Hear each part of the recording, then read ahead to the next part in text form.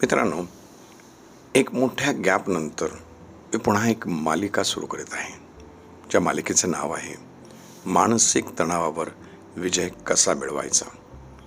मागील 2 मालिकांना तुम्ही खूप चांगला प्रतिसाद दिल्याबद्दल धन्यवाद.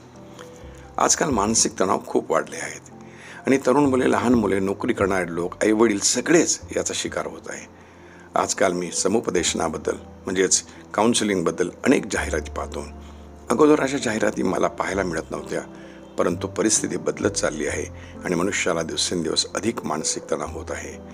2019मध्ये कोविडची साथ संपूर्ण जगामध्ये आली आणि अनेक लोक मृत्यू पावले.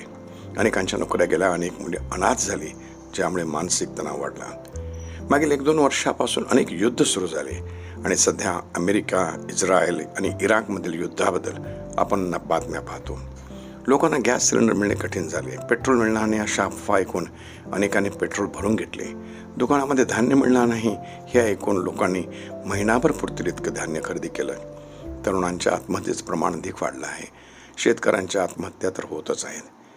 अशी परिस्थिती आपल्या आजूबाजूला असताना आपल्याला मानसिक तणावावर विजय कसा मिळवायचा हे जर कळालं तर फार चांगलं होईल. या मालिकेमध्ये मी आपल्याला मानसिक तणावावरती विजय कसा मिळवायचा याबद्दलच्या काही व्यावहारिक आयडियाज देणार आहे. जर तुम्हाला आयडिया आवडल्या तर त्या जरूर करून पहा. मलाही खूप मानसिक तणाव होता. मी 8 वर्ष डिप्रेशनमध्ये होतो. त्यानंतर गेल्या काही वर्षामध्ये मानसिक तणावातून बाहेर कसे पडावे हे मी शिकलो आणि आज मी जवळजवळ 90% तणावमुक्त आहे. तर चला हे शॉर्ट्स पाहूया आणि मानसिक तणावामधून मुक्त होऊया. टेंशन लेने का नहीं और टेंशन देने का भी नहीं.